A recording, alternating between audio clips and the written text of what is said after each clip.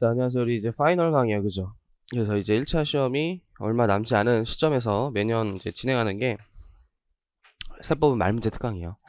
그래서 평소에 갖고 있던 요약서로 하셔도 되고요. 따로 이제 실제 시험에 잘 나오는 필수 법조만 제가 올려드려요. 그래서 그거를 이제 빠르게 막 이동하는 시간에 보시면 실제 시험에 우리 법 과목이 법 문구가 거의 그대로 나오기 때문에 막판에는 이렇게 법 문구를 많이 보고 들어가는 게 저는 가장 효과가 좋다라고 보여요, 실제. 그리고 이제 객관식을 많이 풀어본 사람들은 새로운 문제의 어떤 욕구, 니즈 이런 것들이 필요해요. 그래서 이제 300제. 네, 300제는 이제 기존 기출은 거의 없어요, 사실. 다 새로운 문제들로 이제 구성한 문제들이고, 그래서 다 낯선 지문들이 많을 거예요. 근데 우리 실제 시험이 똑같은 지문도 나오지만 낯선 지문 요즘 많이 나오고 있어요. 그쵸? 최근에 있었던 또 회계사 시험 또한 굉장히 까다롭게 출제되었기 때문에 여러분들도 좀 어렵게 대비해서 쉬운 게 좋지, 쉽게 대비했다가 어렵게 나오면 이게 자칫 결과가 안 줄 수 있잖아요. 그래서 좀 보수적으로 좀 대비를 하는 어떤 측면에서 좀 이제 까다로운 문제들이 좀 많이 있고, 또 매번 이제 테스트를 나눠드릴 거예요. 이제 요거는 이제 마지막 시간에 시험 보는 거예요. 마지막 시험에 최근 이제 다른 우리 시험과 유사한 난이도의 어떤 모의고사라고 해야 되나? 그런 것들을 나눠주면서 이제 계속 이제 시험을 많이 봐야지만 실제 시험도 안 두려워요, 일단. 뭐 그런 측면에서 이제 효과가 크기 때문에 법문구를 이제 숙지하고, 그다음 300제를 풀고 마지막에 테스트까지 요거를 이제 압축적으로 이제 단기에 해서 말문제 실력 끌어올리는 거죠. 요게 이제 파이널 강의 목적이고, 또 이 반에서는 처음 설명하기 때문에 최근 이제 1차 합격하는 학생들이 공부를 어떤 식으로 해야 하는지 한번 인터뷰를 딴 걸 좀 보여드릴게요, 다시. 그래서 최근에 1차 합격생으로서 이렇게 해야 된다, 하지 말아야 된다, 이런 것들을 이제 많이 눈여겨보세요. 진짜 이거 합격생 생생 인터뷰에 생생 인터뷰. 그래서 이분은요 전체적으로 공부하셔야 돼요, 그죠? 근데 사실 초시생이 조금 이게 쉽지가 않을 수도 있는 게, 너무 1년 동안 생각보다 배운 게 많아, 우리가, 그죠? 그러니까 이 말을 이게 너무 함축해서 이해 안 될 수 있는데, 우리가 막 부가세만 보고 막 이런 거 있잖아요, 공부할 때. 부가세만 막 2주 봐. 그래서 막 이제 좋아, 느낌도 괜찮아. 근데 이제 소법을 안 했어, 막 이런 느낌이 안 된다는 거죠, 그죠? 좀 전체적으로 끌고 가야 되고, 또 세법만 끌고 가는 게 아니라 세법, 재무, 막 재정학 이런 식으로 끌고 가야 되는데, 사실 이거 쉽진 않은데 결국은 약간 이렇게 최대한 전체적으로 가져가려고 해야 된다. 특정 주제, 특정 법, 특정 주제, 특정 과목 뭐 이런 거 하면 안 된다. 이게 과목별, 과목당 주제별 이런 거죠, 그죠? 그런 의미를 얘기한 거고요.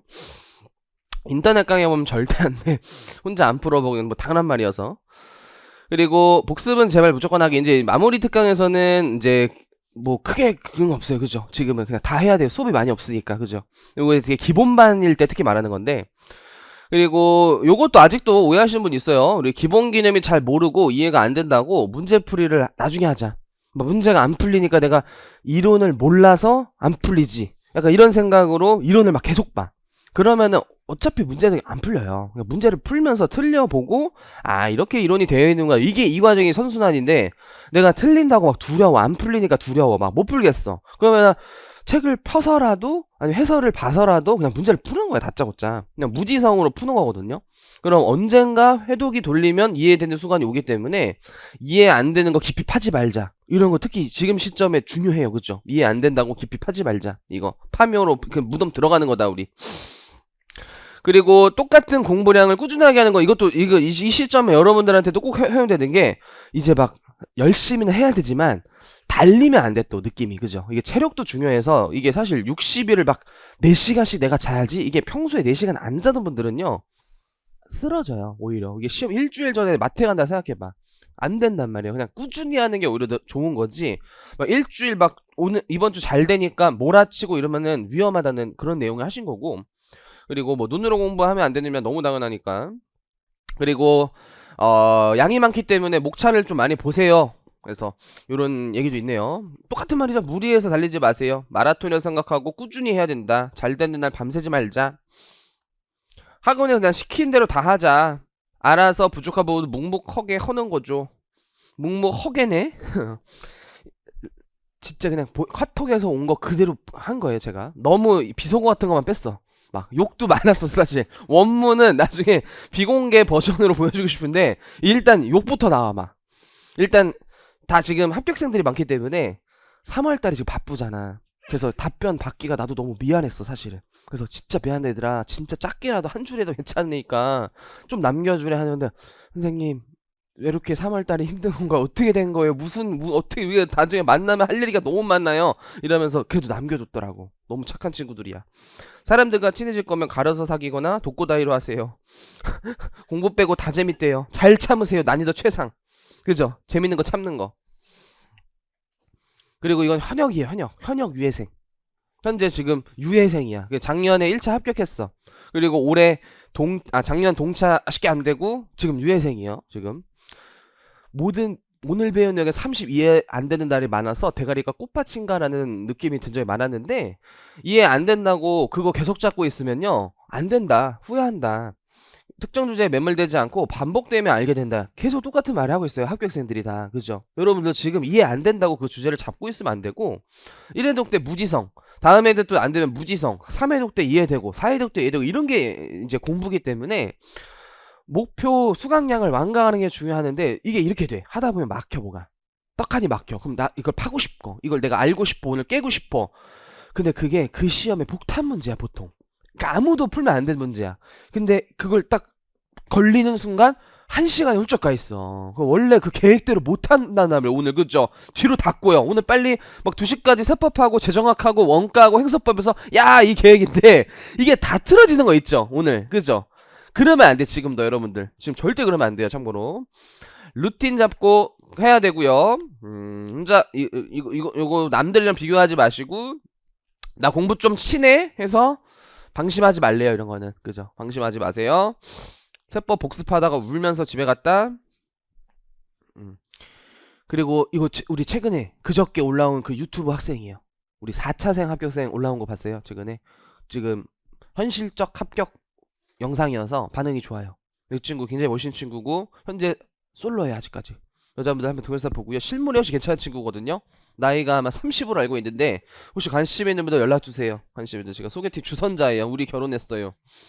그래가지고 1, 2차 시험 볼 때 결국 시험이 오전부터 시작하기 때문에 이것도 이제 공감되는 말인데, 여러분도 우리 토요일 9시 반이야. 그렇죠? 그러니까 토요일 날은 웬만하면 일요일은 늦잠 자도 되고, 앞으로 이제 시험까지 토요일 날은 9시 시험 때 일어나는 것처럼 한 8시 7시쯤 일어나. 토요일은 그냥 몸을 자꾸 나 토요일 날 시험 보지를 만들어놔. 거기에 내가 꿰어있는 상태로 몸을 만들어놔. 너무 힘든데요. 일요일 날 늦잠 자. 일요일 날 늦잠 자. 평일도 비슷한 루틴으로 가야죠. 평일은 원래 공부하니까. 그죠? 그래서 학원에 뭐 수업이 지금 없어도 웬만하면 일찍 일어나서 그냥 놀더라도 나는 이 시간에 깨어있다라는 거 인지하려고 몸에 만들었다. 왜냐면 이 친구가 나름 4차지만 1차는 다 바로 합격했어. 1차 첫 해 바로 합격. 유예 탈락한 다음에 3차 또 바로 합격이니까 1차는 고수야. 심지어 고득점 합격했거든요. 그래서 거기 영상에서도 조금 나오니까 꼭 보시고 1차 팁을 잘 물어봤어요 일부러. 그리고 학원 수업 집중, 이거는 여러분들 해당 안 되고, 운동도 할 수 있으면 좋아. 이거는 또 필요해요. 제가 보면 운동도 좀 하시는 게 좋고, 이제 혼자 공부하는 시간이 여러분들 많을 때 이 마지막 시점이야 지금. 이제 수업은 이제 호다닥 정리하는 느낌이고요. 혼자 공부하면서 내 걸로 만들어야 되는 요게 이제 굉장히 필요한 시점이 지금부터 시험 전까지야 딱. 그리고 하지만 해야 되는 거, 이것도 여러분들한테 꼭 새겨들어야 되는 게, 좌절하지 마세요. 좌절하지 마세요. 세법계로 특히 세법 1차 초시생만 한 거야. 그냥 초시생은 이해 안 되는 게 너무 많아. 회계학도 마찬가지야. 사실 회계학도 상만 좀 괜찮지 하부터 무너지는 게 정상이에요. 그때 이 친구도 지금 갑자기 기억 안 나네. 과는 기억 안 나는데 아무튼 엄청 힘들었다. 내가 멍청한 것 같았다. 나는 빠가고 다른 친구들 다 잘하는 것 같아가지고 힘들었는데, 시간 지나 보니까 아니더라. 다 이해가 안 되는데 막 이해되는 척하는 느낌이고, 아니면 이해되는 친구는 재시생이거나 아니면 공부 그동안 많이 했거나 하면 진짜 극소수로 그냥 처음부터 그냥 잘하는 메시 우리 비교하면 안 되는 거, 그런 애들이어가지고 본인이 나빠서, 머리가 나빠서 이거 못하는 거 아니라는 거 꼭 기억했으면 좋겠다. 낯설기 때문에 그런 거지 좌절하지 마시고요. 어느 정도 잘 약했다가 반복해서 경지에 오른 경험이 살면서 한 명 다 있어요. 우리가 어렸을 때. 그죠? 근데 어렸을 때에서 기억이 안 나는 건데, 어렸을 때 피아노도 못 쳤었어. 이게 음계도 몰라. 나중에 막 체른이 막 30, 체르니 다음 바흐인가? 쏘리 잘 몰라요. 사실 저 피아노 못 쳐요. 저는 이제 수영에서 많이 느꼈어요. 수영. 내가 수영 진짜 못했거든. 울면서 물 다 먹고 내가 수영장 물 밥 먹고 나왔거든. 그래서 너 저녁 안 먹니 해서 제가 물 너무 많이 갖고 막 엄마한테 수영 안 간다고 그랬었어. 근데 나중에 괜찮아 막 이렇게 해줬던 기억이다. 부모님이 어렸을 때 초3이니까 막. 그러니까 나중에 완전 그냥 바다의 물개가 돼가지고 죄송해요. 이러면 안 되지. 아무튼 닭 분야 이거고, 그다음 전체를 돌리세요. 회독수 싸움입니다. 이거 여러분들 지금 중요해요. 회독수 싸움이야. 지금 선생님 지금 회독하기에 시간이 얼마 남지 않았나요? 이 안에서도 회독이야. 지금 3월이잖아요. 5월까지면은 막 3주 2주 이런 식으로 이 안에서도 회독이야. 결국 이 안에서도 회독 싸움이고요. 근데 그럼 시험 전까지 몇 회독하는 게 좋나요? 사람마다 너무 달라. 회독수를 정해줄 수가 없어. 그냥 각자 본인의 역량에 맞게 최대한 그래도 무한대 기계처럼 회독하는 거다. 마지막으로 자신감 갖고 들어가세요. 시험장 기세요. 이제 점점 자신감을 가지셔야 돼요. 그냥 이제 그 다음부터 믿을 거는 자신이야. 이제 학원 선생님들 믿고 이제 자신 믿는 거야. 그 다음에. 그래서 본인이 왜 공부를 시작했는지 이유를 다시 한번 되새기면서 본인이 최고다, 누구보다 멋진 존재다라는 걸 새기면서 시험장 들어갔으면 좋겠다. 아주 멋있는 말을 해주셨어요. 그죠? 그래서 이 친구 인성도 완전 바르고 알고 보면 더 멋진 친구더라고요. 참고로. 그래서 이제 응원차에서도 가져왔어요. 참고로. 그래서 이제 바로 수업 진행해 볼게요. 이게 법조문이에요. 그래서 이제 그 요약서로 보셔도 되고요. 그냥 그 법문구만 빨리빨리 보려고 제가 전날 만들어. 왜냐면 개정된 것도 다 반영돼 있거든. 여기는 개정된 것도. 근데 올해 부가세는 개정된 게 거의 없기 때문에 크게 이제 바꿀 건 없었더라고요. 그래서 일단 총칙. 우리 납세 의무자 조문 한번 가볼게요. 우리 부가세는요, 다음에 어느 하나에 해당하는 자로서 개인, 법인, 우리 괄호 문구 쉬면 잘 나오죠. 국가, 지자체 조합을 포함해서 부가가치세는 인격의 관계가 없어요. 그래서 다음 각 호에 해당하는 자가 납세 의무가 있는데, 첫 번째가 사업자. 즉 사업자면 개인 사업자, 법인 사업자, 국가 사업자 또는 법인격 없는 사단, 재단, 그 밖의 단체도 사업자면 무조건 부가세 납세 의무가 있다는 거죠. 심지어 사업자의 정의는요, 영리 목적도 상관이 없어요. 비영리든 영리든 애초에 소비자한테 간접세로 걷어오는 과정이다 보니까 영리 목적 관계없이 사업상 독립적 재화용을 공급하는 자예요. 그리고 두 번째는 재화를 수입하는 자. 얘는 사업자가 아니어도 납세 의무가 있다는 거예요. 우리나라에서 소비지국 과세연칙 채택해서 해외 물건 국내에 반입하면 10% 내면서 반입해야지만 내국 물품만 동일한 세 부담져요. 그죠? 그래서 여기는 재화를 수입하는 사업자가 아니라 자라고 되어 있죠. 그냥. 그죠? 요거 이제 납세 의무자 출제되면은 꼭 한 지문 이상 껴있는 거죠. 그리고 두 번째는요, 사업자를 좀 더 깊이 있게 들어가면요, 계속 반복적으로 사업 형태를 갖춰서 부가세를 창출해낼 정도의 사업성이 있어야 돼요. 그냥 일반 당근마켓이나 뭐 있지? 그거 중고나라 뭐 이런 사이트에서 일시적으로 그냥 개인적으로 그냥 한 번씩 파는 건요, 사업성이 없다라고 보이고 있어요.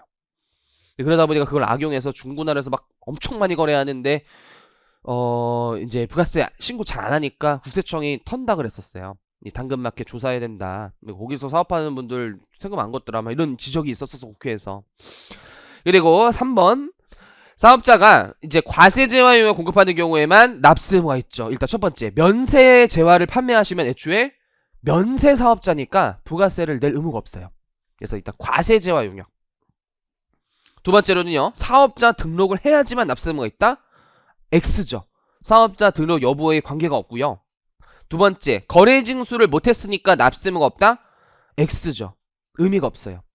그냥 사업자면 내야 돼. 안 내면 가산세야. 사업자란 정의에 충족하면은 납세 의무자지, 거래 징수를 한 경우만 납세 의무가 있다, 이런 거 다 틀린 지문이고요. 사업자 등록을 한 경우만 납세 의무가 있다, 이런 식으로 이제 오답을 구성하기 때문에 불구하고 부가세를 납부할 의무가 있다 이거죠. 사업자면. 요거 시험에 진짜 잘 나오고. 수입하는 자는 반대로, 이제 수입하는 자는 사업자 여부 or 수입 목적 관계없이야 이번에는. 그러니까 일반 개인분들도 그냥 개인 쪽 소비 목적으로 수입했어도 전부 납부할 의무가 있어요. 넘어가시고, 신탁 쪽 주의해야 돼. 신탁은 더욱 주의해야 되는 게 법인세와 소득세와의 세계관이 달라. 납세무자의 어떤 조문이 상이에요. 그래서 주의해야 되는데 부가세에서는요. 지금 신탁 재산에 관련된 재화이용 공급 시에 수탁자가 체크. 원칙이 수탁자 과세 원칙이야. 수탁자가 이 신탁 재산에 일단 소유권 이전 등기가 되어 있는 법률상 납세무자야 또. 그리고 신탁 회사야 수탁자가 대부분. 그럼 일반 개인들보다는 세금 계산서를 주고받고 그 거래 당사자에 해당하는 수탁자 입장에서 부가세를 세금에서 끊는 게 훨씬 더 징수 유리해.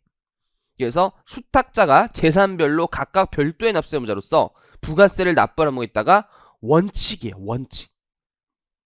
근데 우리 예외가 있어요. 다음 중 어느 하나에 해당하는 경우에는요. 위탁자가 납부하는 의무가 있다. 위탁자 납세 의무. 첫 번째가 특히 잘 나올 때 1번, 2번 다 보세요. 1번은 위탁자 명의로 그냥 끊었다. 부동산 임대 같은 거는요. 그냥 위탁자 명의로 끊는 경우가 있어요. 그럼 그냥 위탁자가 납세 의무자고, 왜냐면 위탁자가 실질적 지배 통제자로서 수탁자가 바지사장에 불과한 거래, 그건 대통령으로 정하는 경우야. 거기 그냥 조문이 너무 많아가지고 막판 특강인 좀 고려했을 때 빼버렸고요. 세 번째는요. 어떤 조문이냐. 수탁자가 둘 이상이면요. 공동 수탁자가 되는데 이 부가세에 대해서 연대 책임이 있어요. 핵심이 연대 납세 의무 있다. 공동 수탁자끼리 연대 납세 의무 있다. 대신에 신고는 대표 정해서 대표가 그냥 내고 책임에 대해서는 연대 납세 의무가 있다. 이런 조문이 있죠. 그리고 4번은 위탁자가 지위 이전을 신탁재산 공급으로 한다.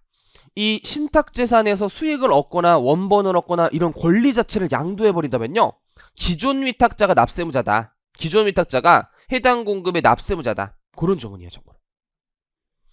그래서 신탁과 관련해서는 최근에 개정이 많이 됐고 실제 이제 지문에 잘 나오는 편이기 때문에 좀 눈여겨보셔야 돼요. 특히 왜냐면 오답으로 잘 나오는 편이에요. 여기가.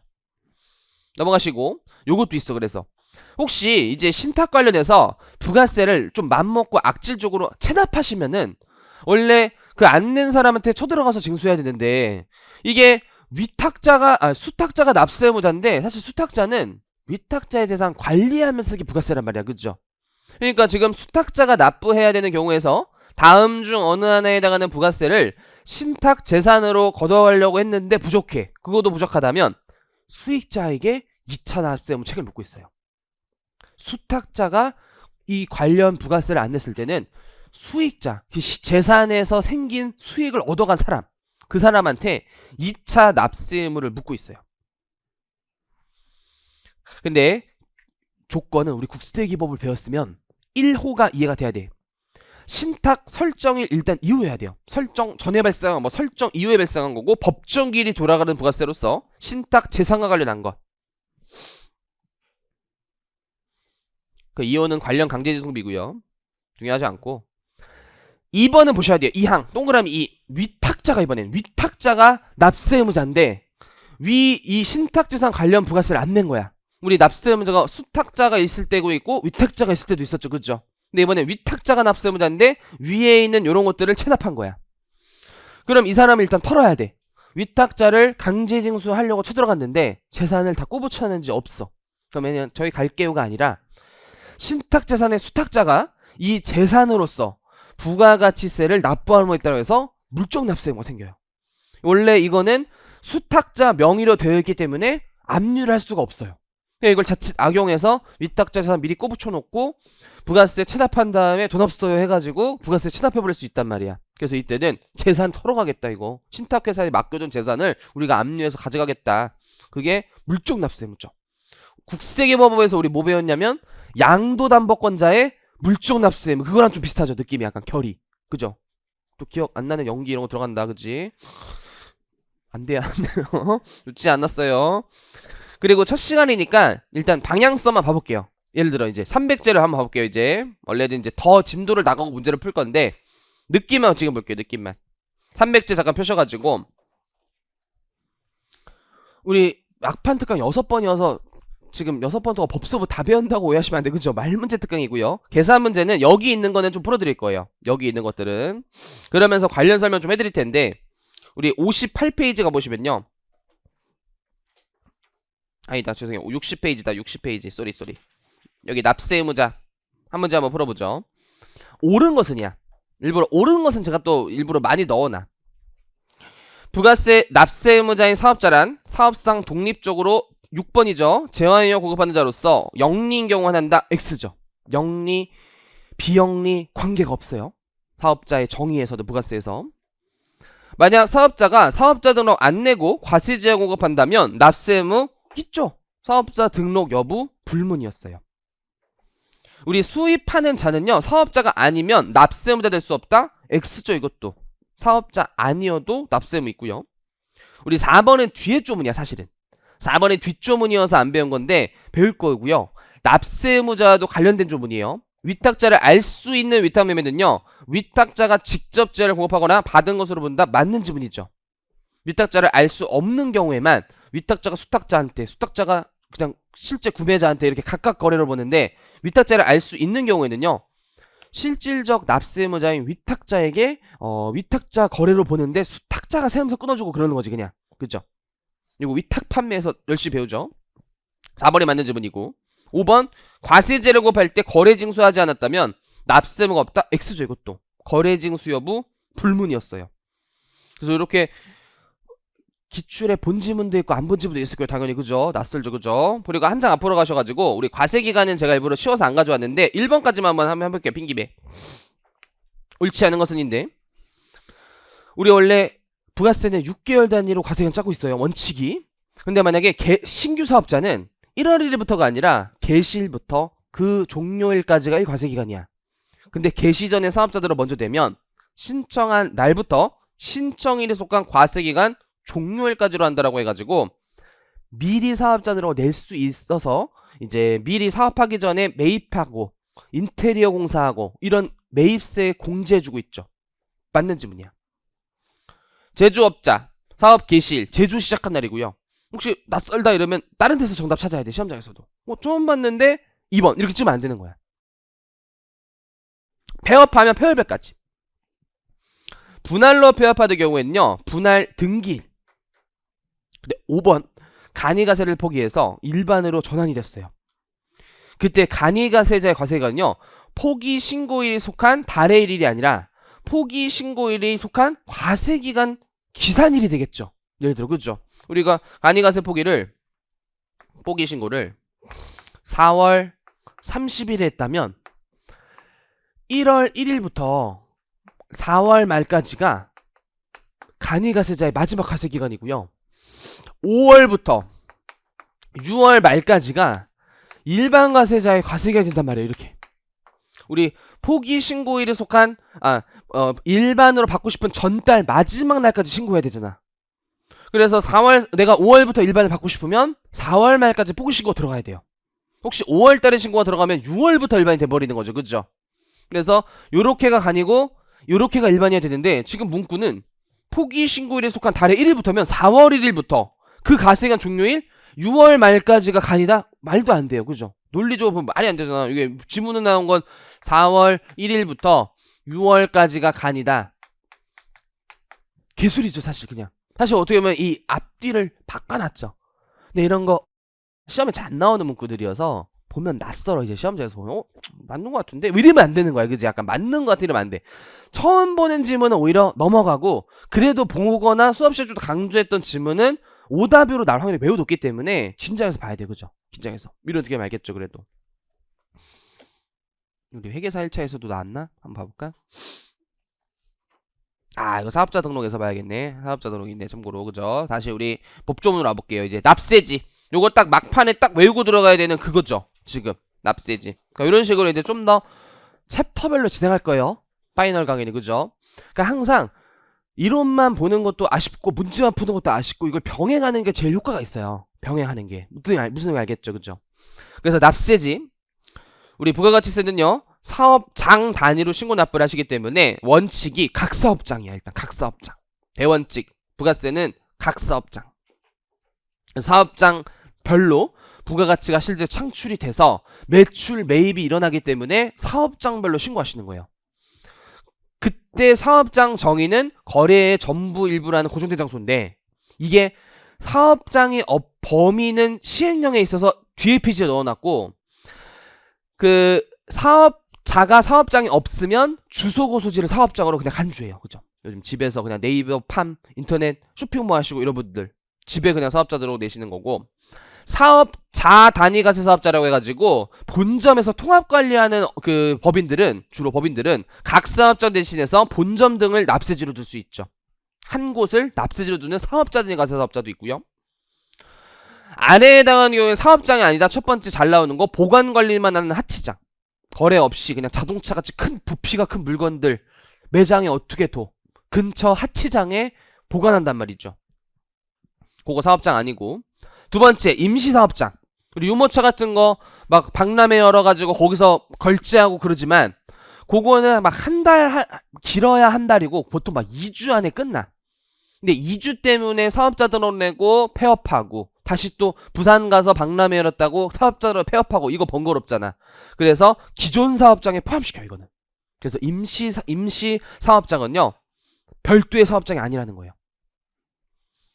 마지막 수입하는 자는요 납세지를 세관에 신고하다 보니까 세관 소재지인데, 요게 시험에 잘 나오는 게 마치 요 3번 오답을 넣어가지고 수입하는 자의 주소고소지다, 그렇게 잘 나와요.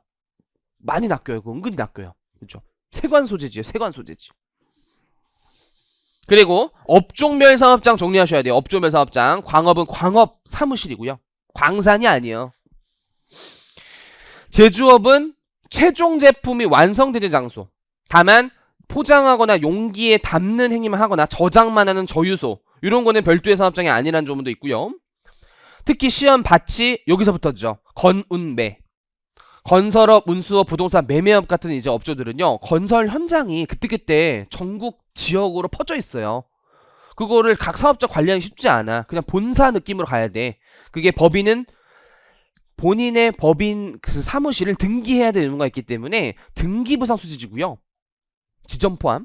개인은 등기를 안 치기 때문에 그 등기부상 소재지의 실질 의미가 업무를 총괄하는 장소야. 사실은 둘 다 의미는 업무 총괄의 장소인데, 법인은 사무실을 등기해야 돼서 등기부상 소재라는 표현을 쓴 거고, 개인은 그냥 등기를 하지 않기 때문에 저 건설업의 업무를 주로 하는 장소, 운수업의 업무를 주로, 운수업 뭐 택시 같은 거잖아. 버스 사업, 그죠?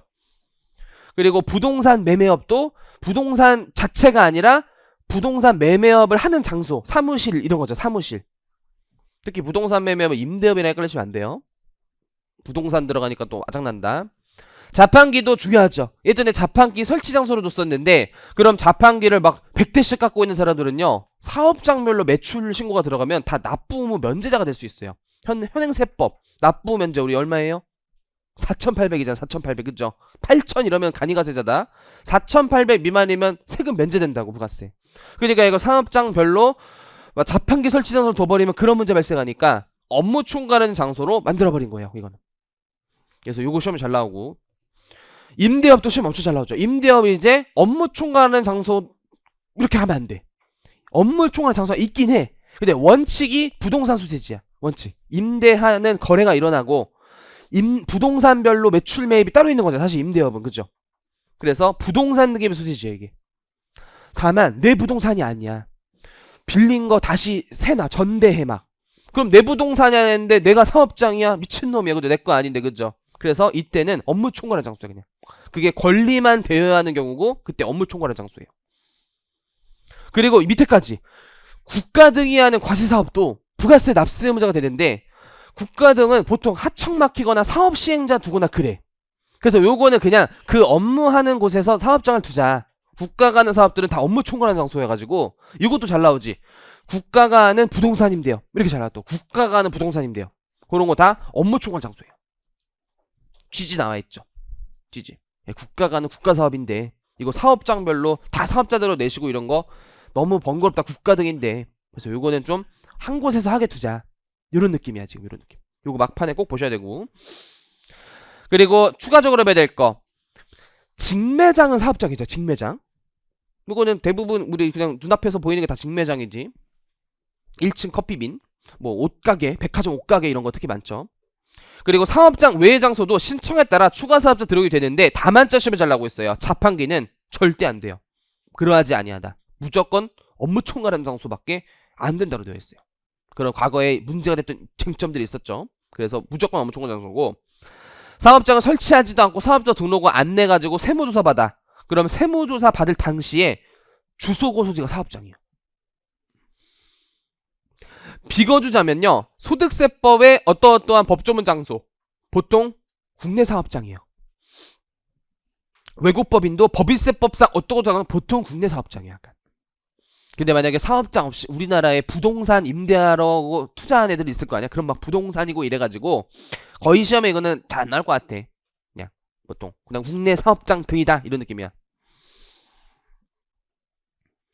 그리고 총괄납부로 가볼게요. 이제 사업장별 과세 원칙의 첫 번째 특례죠.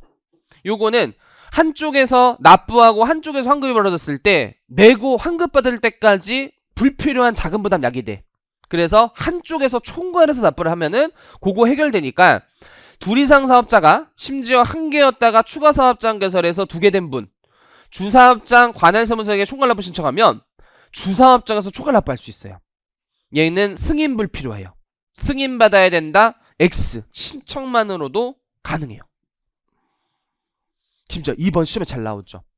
우리 법인 같은 경우에는요, 그러니까 본점, 개인은 주사무소, 이게 원칙이야. 주사업장은. 그러나 법인 같은 경우에는요, 지점도 주사업장이 가능해요. 본인이 편한 곳에서 납부하는 것은 된다. 쉽게 생각하면 그런 느낌이고, 심지어 총괄납부를 신청해서 하더라도 사업자 등록 낼 때 새로운 또 직매장이 열리면은 그거 사업자들은 새로 내야 되고, 그래서 세금 계산서 끊는 것도 여전히 각 사업장별로 하시는 거고, 신고나 기장, 세무조사 받을 때도 각 사업장 단위로 여전히 하시는 거예요. 납부와 환급만 총괄해서 하는 거죠. 특히 시험에 잘 나오는 거 뭐였어요? 여기 신고. 신고도 총괄해서 할 수 있다. 이거 엄청 오답으로 계속 나오는 거. 그래서 납부만 총괄한다는 거고요. 요거는 뒷조문인데 이제 마무리 강의니까 바로 가요. 총괄납부 적용받을 때 판매 목적으로 타 사업장 반출하면 공급이 아니죠. 왜냐, 이미 한쪽에서 납부를 하는데 요거 취지 자체가 야 이거 자금부담약이 되니까 공급의지하면서 매출 매입 발생시켜서 한쪽에서 이런 건데, 얘네들한테 굳이 해줄 필요가 없어요. 그죠? 이미 총괄해서 납부하는데 저 이거 세금서 끊어야 돼요? 끊으셔야 돼요. 왜요? 이렇게 된단 말이야. 그래서 공급 아니야. 근데 이 점은 몰라가지고 실수로 끊었어. 근데 공급 아닌데 끊었어. 가산세 잃어버리면 그러니까 실수로 끊고 그냥 신고했다면 그냥 공급으로 인정해줄게 라는 조문까지 연결돼요. 그죠? 요거까지 잘 보셔야 돼요. 넘어가시고 이제 단수남기. 총괄납부를 받고 싶으면요, 개시 납부하려는 과세 개시 20일 전까지 신청하셔야 되는데, 숨은 의미, 기존에 사업하던 분이에요. 기존에 사업하던 분, 기존에 사업장 여러 개여서 그냥 각 사업장을 했는데 이거 총괄납부가 있었네 해야지 하면은 1기면은 1월 1일 20일 전, 2기면 7월 1일 20일 전 이런 의미죠 지금. 그러면은 그 20일 전이라는 거는 미리 신청을 해서 다음 이제 신청한 다음 과세금부터 받아라 이런 느낌이야. 미리 신청해야 돼. 이렇게 다음 과세도 받을 수 있죠. 근데 이제 2항이 1항에도 불구니까 예외야. 다음에 해당하는 사업자들은요, 주사업장 총괄납부 하고 싶을 때 다음의 기한까지 총괄납부 신청하면은 총괄납부가 된다는 건데, 일단 여기는 마지막에 보시면 3항 먼저 보시면 2항에 따라 신청한 사람은 신청일이 속한 과세금부터 곧바로 총괄납부돼요. 1항과 차이점이야. 그치? 1항은 20일 전에 미리 신청해서 그 다음 과세가 적용되는데, 이건 신청한 과세간에 바로 적용돼. 첫 번째 포인트가 신청일이 속한 다음 과세가 적용한다. 이게 첫 번째 오답 포인트. 그쵸? 그리고 두 번째, 날짜 디테일하게 신규 사업자야. 신규야. 신규면은 요거 기산점도 봐야 돼. 20일에는 기산점이 더 오답으로 잘 나왔죠. 사업자 들어 받은 날부터 20일인데 요거 항상 오답 나오는 게 사업 개시일부터 20일 이렇게 나와요. 또 그거 많이 틀려. 그죠? 그거 많이 틀려. 사업자 들어줘 받은 날부터 20일. 사업 개시일부터 그거 사업자 단위 과세 사업자 조문이어서 많이 틀려요. 그리고 최근에 시설된 거 한 개였다가 장사 잘 돼서 추가 사업장 생긴 놈, 요거 조문 없으면 1항으로 들어가가지고 다음 과세금부터 받을 수 있어요. 근데 이 사람은 추가 사업장 개시한 과세금부터 바로 받고 싶었다는 거야. 그래서 정부가 그걸 받아들여줘. 그래서 추가 사업장 개시일이 속한 과세기간 개시일부터 20일 안에 만약 개시일 수감 과세기간 이내로 해야 된다는 거는 막 6월 29일에 하필 했으면은 빨리 해야 돼. 그거는 거기서 20일 이렇게 지나서 다음 과세 넘어가면 안 된다는 거야. 전 과로는. 그러면 바로 그 과세기간부터 총괄납부 해줄게. 요거 두 가지 꼭 기억하셔야 돼요. 넘어가시고, 혹시 사업 내용 변경 등으로 부적당하다, 이동이 빈번하거나 이러면 관할 세무서장이 총괄납부를 적용하지 않을 수도 있고요. 총괄납부가 오히려 힘들다라고 느껴지면 포기해가지고 다시 각 사업장별로 신고 납부할 수 있어요. 이때도 포기 신고는 들어가야 돼요. 개시 20일 전에 총괄납부 포기 신고서 제출하시면 돼요. 당연히 승인은 불필요해요. 포기 들어가면 다 승인 불필요하다 그랬지. 올 지문이 그냥 이거 법소문 올 지문에 들어가는 거야. 그리고 총괄납부를 적용하지 아니되거나 포기한 경우에는요, 그 적용을 하지 아니하게 된 날, 포기한 날이 속하는 과세기간 다음 과세기간부터 각 사업장에서 납부도 되어 있어야지. 이것도 20일 전에 신청하다 보니까 다음 과세기간부터 각 사업장으로 바뀐다는 그런 조문이 있죠. 넘어가시고, 그리고 또 시험에 두 번째로 잘 나오는 게 사업자 들어주 조문이에요. 1장 총칙에서 지금 총칙에서 이제 사업자는 사업자를 관리하기 위해서 사업장마다 개시 20일 이내에 관할 세무서에 사업자 들어 내는데 신규는 미리 할 수 있다라는 거. 심지어 다른 세무서에 신청해도 괜찮아요. 그죠? 편히 봐주는 거고, 이 경우 관할 세무서에 잘한 걸로 본다고 사업자 단위 과세 사업자라 그래서 사업장 여러 개인 분, 하나였다 추가 사업자 개설한 분 포함해서 자단위로 본점에서 몰빵 칠 수 있어요. 그냥 한 방에 하나만 할 수 있어요. 본점에서 우리 세금에서 다 관리할 거니까 본점 하나만 사업자들로 낼게요. 된다는 거야. 4번은 사업장으로 했다가 사업자 단위로 바꾸려면요, 개시 20일 전까지 변경대로 신청하시는 거예요. 사업자가 장으로 바꿀 때도 마찬가지라는 거야. 하나였다가 하나 더 생겨서 두 개 된 분은 개시일에 속한 과세기간부터 사업자 단위로 바꾸고 싶으면 이것도 개시일부터 20일에 신청하시면 곧바로 그 과세기간부터 변경된다는 거죠. 이건 총괄납부 맡기면서 덩달아 바꿔준 거야.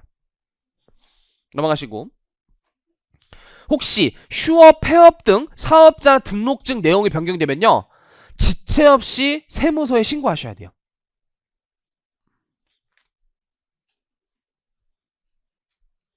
9번은 등록된 사업자가 폐업한 경우 등록 신청하고 사실상 사업을 하지 않는 경우도 폐업으로 간주하는데, 이것도 지체 없이 말소되는 상황이라는 거예요. 지체 없이 말소가 있으면 사실은 여기서 갑자기 20일에 말소 이런 거 들어가면요, 순간적으로 여러분들이 틀려요.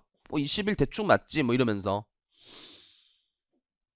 예를 들어 사유들이 이런 거야. 이유 없이 6개월 이상 사업을 시작하지 않아. 매출이 없어. 이런 거야. 이상하다. 그리고 사업자들로 내서 매입세금 좀 받으려는 그런 쓰레기인가? 이런 느낌이 있지. 말소시켜버려야 돼. 부도 발생, 고액 체납, 인가허가 취소 등. W가 잘못 들어갔네. 요거 오타예요. 우리 W.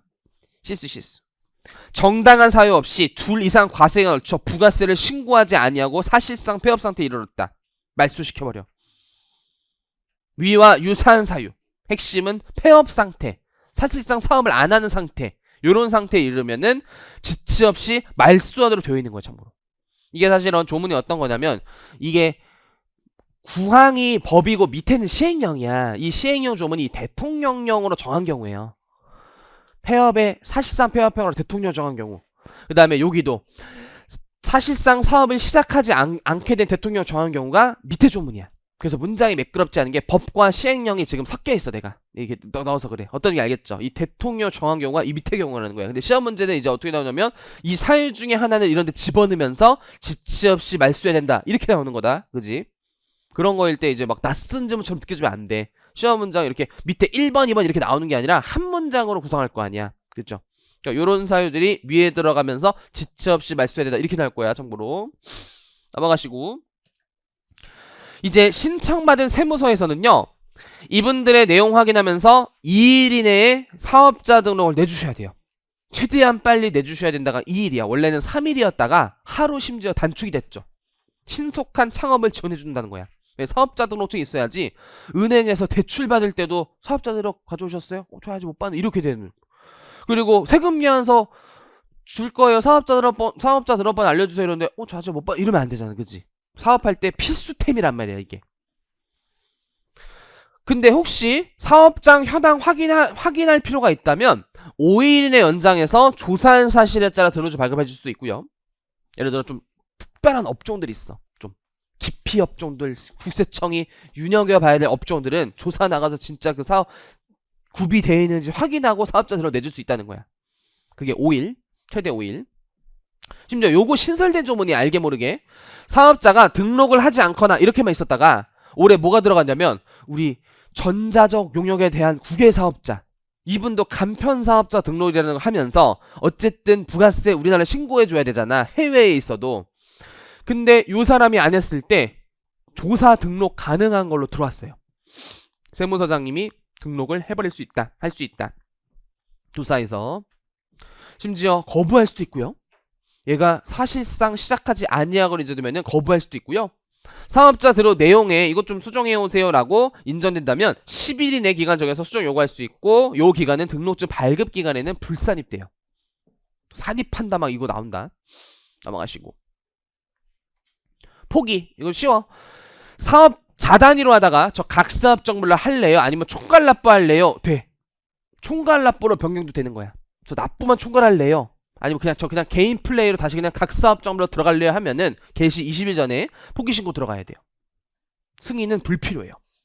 이렇게 포기 신고 들어가면 포기한 날에 속한 과세가 다음 과세금부터 이제 총괄 납부 또는 각 사업장별로 다시 바뀐 거다, 이런 표현이야. 또 너무 이제 당연하지, 이제 구조를 보면. 이 사업자 등록을 안 내시면요, 규제가 크게 두 가지가 있죠. 첫 번째 가산세 규제, 두 번째 매입세 불공제 규제. 이거 동시에 적용 가능해요. 첫 번째 가산세는요, 다시 두 가지인데 1호는 미등록 가산세라고 부르는 거. 우리 신청 기한까지 사업자들로 신청하지 않으면 개시일부터 등록 신청일 직전일도 반드시 보셔야 돼요. 즉 등록 신청일을 봐줘요. 그래도 등록 신청일 전날까지 매출액의 1%도 체크. 이거 2% 아니지. 가산세는 우리 1, 2, 3이 많지. 0.5도 있고 막 0.3도 있긴 한데 1, 2가 제일 많지. 1, 2. 그래서 1, 2 헷갈리는 게 제일 그게 빡세. 요거는 타인명의 사업자 등록하다가 털린 거지, 그지? 타인명이. 우리 이거 조처법도 배웠으니까 조처법의 우술이 남의 사업장 명의로 하고 그러면 얼마 두드려 맞죠? 아직 안 들었어요. 우리 투투잖아, 투투. 허락한 놈이 원원이고 낮아지고, 그죠? 우리 내일 조처법 특강 있어요. 복습 특강. 위기. 까먹었어, 그지? 해야 돼. 정신 차려. 해야 돼. 우리 승리의 조처법이야. 그쵸? 승리의 조처법. 이제 부가세에서 하면 안 돼. 승리의 조처법 해야 돼. 괜히 얘기했다, 우리. 배우자는 제외. 그래서 남의 명의로 사업자 들어가거나 이미 남의 명의로 발급받은 사업자들은 가지고 내가 들어가서 사업하는 거 신고 안 하고, 그것도 걸린 날 직전일까지 매출액의 1%예요. 직전일 1%. 매입세액도 불공제돼요. 이것도 시험 엄청 잘 나오지. 사업자 등록을 신청하기 전에 매입세액은 매출세액서 공제하지 아니한다. 다만 기회를 줘. 공급시가 속하는 과세가 끝난 후 20일 내에 들어온 신청하면요, 등록 신청일부터 공급시가 속한 과세의 기산일까지 체크. 왜냐면 이게 처음 법은요, 사업 개시일까지였었어요. 근데 우리 신규 사업자는 개시 전에 매입한 게 많기 때문에 1월 1일이나 7월 1일까지 역산한 기간 내에 매입세액을 돌려주는 것이 사업자한테 그래도 이게 맞다 해가지고 기산일까지 역산한 거고요. 그래서 1월 1일 또는 7월 1일까지 과거에 매입한 분 부가세 돌려주겠다. 늦게라도 꼭 해라. 그게 공급시에 속한 과세가 끝난 후 20일이에요. 왜냐면 원래 사업자 등록을 20일에 하는 거죠. 개시일부터 20일 하는 건데, 요거는 예를 들어 6월 말부터 20일, 이기면은 12월 30일부터 20일 이런 거니까, 그죠? 어쨌든 20일이라는 날짜 헷갈리지 말라는 거예요, 그죠? 그래서 역산한 기간을 돌려주는 거고. 우리 최근 시험에 OX 한번 훈련해 볼게요. 우리 다채로와 OX도 있어, 맞죠? 이거 정답 표시가 없어서 잘 들으셔야 돼요. 급하게 만들기 때문에 제가 쪽대본으로 최근 트렌드에 맞게 만드는 거예요, 그죠? 해설을 달 여유가 없어. 이게 주사업장 총괄납부 사업자의 신고 및 납부는 주사업장에서 해야 한다. X죠. 신고는 각 사업장에서 하셔야 돼요. 신고 밋이 어떻게 보면 틀린 거지, 그치? XX. 신규 사업자가 주사업장에서 총괄 납부하는 경우에 개시일부터 20일이 아니라 등록증 받은 날부터 20일이에요. X지 또. 부동산 권리만을 대여하는 임대업은요, 업무 총괄하는 장소가 사업장이에요. X죠. 공급 시기가 속한 과세가 끝난 후 20일 이내 사업자 등록을 신청한 경우에 개시일 이전 기간의 매입세액도 공제해주고 있죠. X죠. 기산일까지 땡기니까 개시 전에 것도 공제되죠. 사업자가 사업장 설치하지 않고 등록하지 않은 경우에는 세무조사 당시 주소고소지 사업장을 한다. 너무 X면은 좀 아쉽잖아. 55. 쏘리 이거는 좀 오버했지. 그래서 300제 좀 풀어보고 쉽게요. 이제 이게 자연스레 회독이야. 수업 시간의 회독. 두 번째 회독 OX 후 회독이 요 300제 회독 58페이지 2번 들어갈게요. 옳지 않은 것은 비거주의 사업자가 국내 사업 전부 일부를 수행하는 고정된 장소 가지고 있고 거기에는 고정된 장소 사업장이고요. 재원을 수입하는 자의 납세지는요 세관 소재지여서 바로 틀렸고요. 우리 3번 같은 집을 잘 봐야 돼. 매매업을 영위하는 개인, 권리만을 대여하는 부동산 임대, 업무 총괄하는 사업장 맞는 집이냐, 그죠? 근데 뭔가 이게 지금 두 개가 들어가면 여러분 헷갈려 한단 말이야, 그지? 법인은 법인 등기부상 소재지니까 매매업일 때 개인으로 표현한 거죠. 이런 느낌. 자판기 추가 사업장 등록할 수 없다. 절대 틀리면 안 되는 지문이고. 5번도 좀 너무 쉽네. 빠르게 보세요 지금. 그리고 3번 한번 들어가 볼게요. 옳지 않은 것은 인데 뭐 1번은 쉬우니까 넘어갈게요. 2번 가볼게요. 소득세 법인세법에 따라 사업자 등록을 내신 분이야. 왜? 면세사업자니까 부가세법에 따라 사업자들로 내는 게 아니고요. 개인이면 소득세, 법인이면 법인세. 거기서 사업자들로 내는 거야. 면세사업자니까. 근데 얘가 과세사업을 시작한 거야. 겸용사업자야. 그거 사업자 등록상 변경 조문 준용해서 정정신고 들어가도 잘한 걸로 봐요.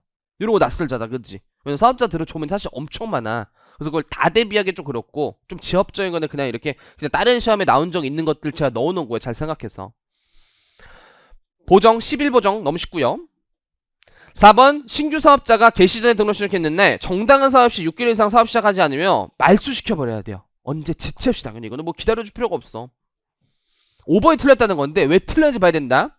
법인의 대표자 변경으로 정정신고를 받은 세무서에서는요 신청받은 당일까지 등록증 정정해서 내줘야 된다. 며칠이죠?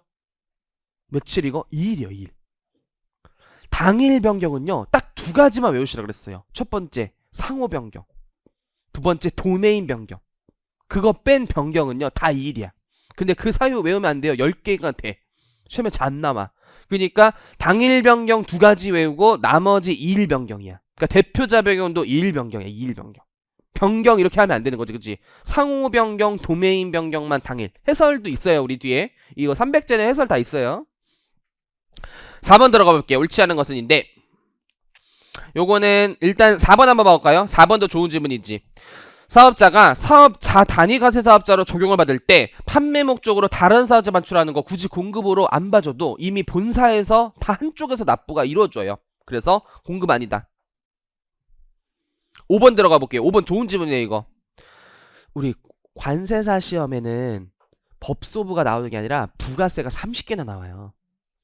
그리고 개별 소비세랑 주세 이딴 게 나오는데 우리 시험법이 아니잖아. 올해 관세사 시험은 제가 분석해보니까 3월 16일에 있어. 그거 나오면 또 여러분 파이널 특강에 나와줘서 시험 볼 거야. 그 해설이 없으니까 해설 제가 급하게 또 달아가지고 해설 보고 하니까 그때 부가세 전범위 30문제 시험 볼 거예요. 또 참고로. 5번 사업 자단위 과세 적용사업장에서 신고 납부하는 경우에 적용사업장 외의 사업장은 별도 사업자 등록할 필요가 없으나 맞는 질문이에요. 이거 맞는 질문. 여기까지 맞는 질문이잖아. 그렇잖아. 본사에서 한 번만 사업자로 내는 거잖아. 그러니까 내가 추가 사업장 생겨도 다른 사업장 등록 안 해도 되죠. 다만 세금 계산서 발급 필요가 없다. 이게 틀렸지. 세금 계산서도 발급할 필요 없죠. 본사에서 끊으니까 적용사업장 외의 사업장에서 세무서에서 끊을 필요가 없잖아요. 그죠? 끊을 수도 없어 애초에. 그래서 5번 헷갈릴 거야. 넘어가시고 5번 1번 쉽네. 2번이 어떻게 보면 방금 뭐가 대비된 거 2번을 봐볼까? 사업자 단위로 등록하거든요. 세금계산서 끊고 받은 거, 신고, 납부 모두 본점 등에서 사업자 단위로 이행하시는 거죠. 3번 국내 사업장이 없어 사업자 등록을 하지 않은 비거주자가 전자증명 국내 공급할 때 간편 사업자 등록을 하도록 되어 있어요. 똑같이 이것도 21이고 총괄납부 사업자는요. 세금계산서는 각 사업장 단위로 이행하지만 신고 이건 했네. 그지? 신고는 각, 납부는 주사업장. 너무 쉽고 지점도 총괄납부할 수 있다는 거 시험 잘 나와요. 6번은 했고요. 그리고 7번부터는 2장 내용이어서 쉬는 시간 갖고 갈게요. 그래서 잠시 쉬는 시간 갖고 2교시 때 할게요.